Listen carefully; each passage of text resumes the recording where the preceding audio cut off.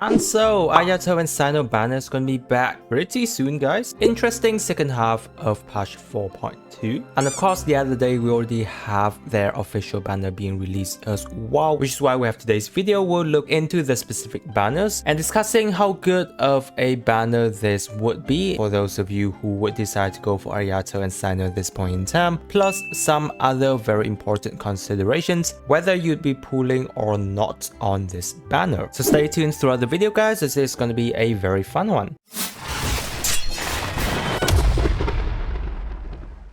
First off, we'll take a look into Ayato. Now guys, I've already discussed quite a lot regarding Ayato pooling. If you want more specific in-depth information regarding him, you can go through and watch this video. But I'll just quickly sum up regarding Ayato is that is it a must pull regarding the meta? Definitely a no, because it's more or less going to be a preference character at this point. But he's a very fun character to play, and he also still do his work absolutely fantastic. He can technically be slotted in most of the Hydro meta teams and still do fine. Plus he does have his burst support as well regarding Hydro application and off-field damage support, which is really good. So yes, if you do really like Ayato and is considering to pull for him, Ayato is a fun character for you to play. And on the pooling topic, the more important question would be regarding his constellations, so I will be addressing that. Regarding Ayato constellation, I would say that it's a pretty nice boost toward his personal damage if you do have his constellation. Obviously, generally we are expected to see a lot more power coming from your personal damage, and yes, for Ayato I'd say pretty nice. Now if you're deciding to go for constellations and you don't really have too much of a budget to invest all the way to C6. Obviously, a good stopping point would be for his C2, because aside from getting his C1, his C2 has the potential to basically increase his max HP by 50%, which is pretty good. And as you have known, since Ayato does scale with HP, this is a constellation that does increase his DPS power quite a lot. However, if you do want to invest a little bit further, then his C3 is also really good because it does increase his talent level of his E skill by 3. So yeah, that is going to be a lot more power coming from Ayato right there. Now, of course, I know that investing into constellation would cost you a lot, so do keep that in mind regarding how many of a new character of Fontaine that's going to be coming later down the line. So yeah, if you do pull for his constellation, I do wish you good luck. Moving on, we have Cyno. I'd say this is going to be pretty similar to Ayato. I've already discussed Cyno quite a lot, but overall guys, Cyno is still a pretty good electro character. He does his job fantastically if you do slot him in the right team. And yes, talking about his team, I'll be having a very specific video regarding new updated Cyno teams for you guys to play around with. We all know that Cyno can be a little bit hard to play because he does have his, gameplay mechanic of being a hyper carry that has a lot of on-field time. So yes, building a good team that has many support characters that can satisfy his need of having long on-field time is going to be very important. But yes, whenever it comes to content that he does shine into, he's not going to be falling too behind in terms of other top tier electro character. But obviously, is he a must pull at this point in time, guys? Definitely a no, and more or less going to be a preference character for you guys to play around with. But yeah, it is a pretty good pull because his gameplay mechanic is really fun to play as well. And talking about his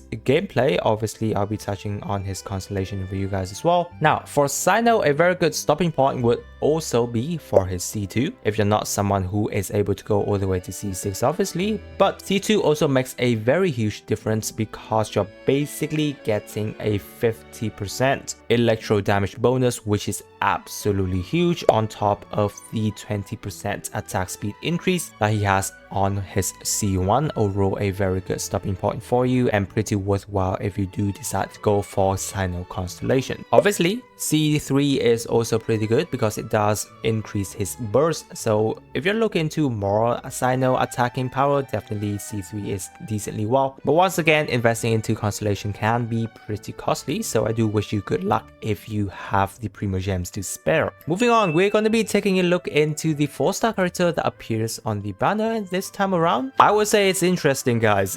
Look at that. Xiangling, Kuki Shinobu, and Kirara. We already know how good of a top tier Xiangling and Kuki Shinobu actually is. So yes, I would say that Hoyoverse actually make a kind of like a baity banner for people to be pulling on this. I'm kind of like surprised too, because they're slotting top tier 4-star character being here, Xiangling and Kuki on a banner that is not too much of a priority. But definitely I understand the logic so that it incentivizes many of us to actually pull for Ayato and Cyno if you are kind of like on the fence, right? So yes, obviously the 4-star characters are really good. Xiangling, guys, I would say that you'll be needing at least her C4 to unlock basically her fullest potential, because without her C4 she's gonna be, you know, doing a lot less damage. For Kuki Shinobu, she generally can work really well without Constellation, but if you can get her C2, then yes, it will do her really good of a benefit too. Kirara, we know that she's not really much of an importance character, though if you do decide to use her, she does give pretty decent shield. But yeah, it's more or less of a preference usage if you like to go for Kirara. I do really love her character design and I really like her. So yes, having, you know, like Kirara on your account, it can be pretty fun to play at times. So guys, if you do realize that you're quite far away from pity, you do have some pool to spare and you are lacking on some constellations for the 2 characters, then yes, I'd say that it's pretty reasonable if you try to go and snipe their constellations, because who knows when they're going to be back.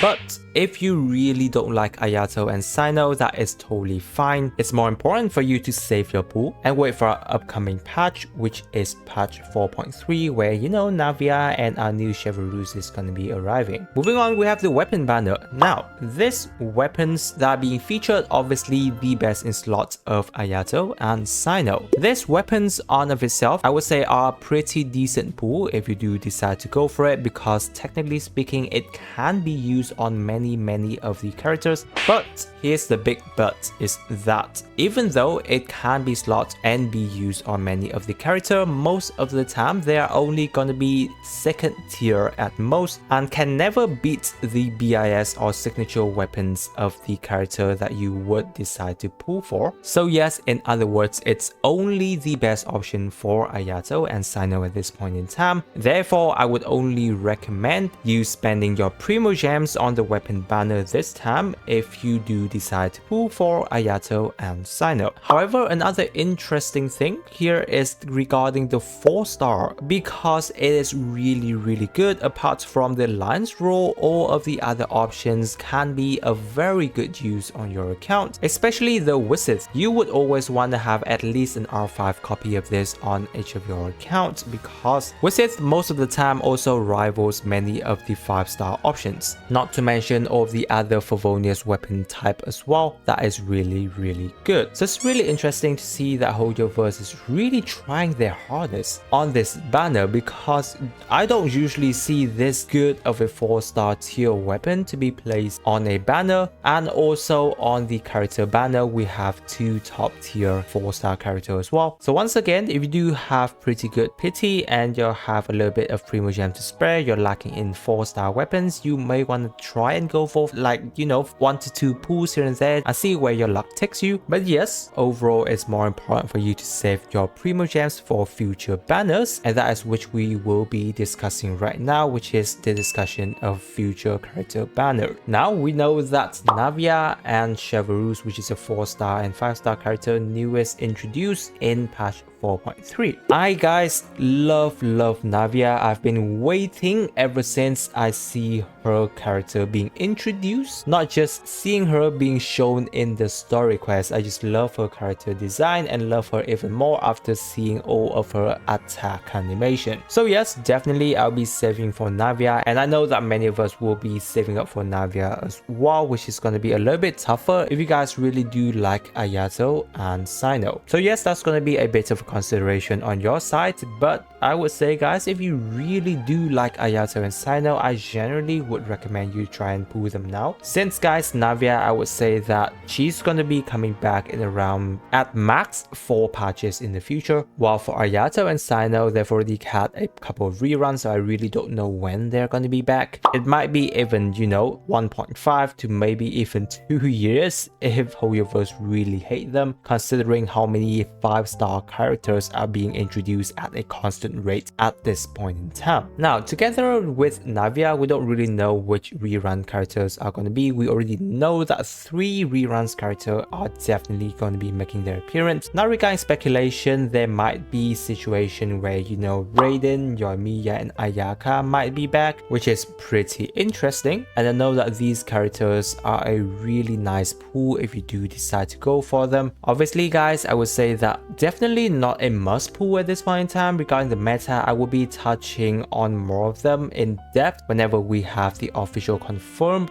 of which character having their rerun in patch 4.3. But I just have to say that these 3 characters, if they do make their appearance again, is definitely not a must pool if we're considering the meta. So yes, that should be softened up in terms of priority for you guys, but it's still definitely a consideration if you are someone who really like them as a character and having saving up for them for quite some time. So yes, there's quite a lot of consideration regarding Primosham's pooling if you are someone who really like to go for many of the 5-star characters that might be coming. Not to mention, guys, Cloran and Sichuin have yet to be out. I don't know if they're going to be considered as 5-star or 4-star. Not to mention any new surprising character that Hoyoverse might suddenly introduce, just like Chevreuse, where it goes a lot more for your consideration. So if you're really going to be pulling for any of the banners, I really wish you good luck, guys, and get the characters or the weapon of your choice really early. So that should be everything I have to say regarding Ayato and Cyno banner official release at this point in time. Now, guys, if you're building Ayato and Cyno, I have a really good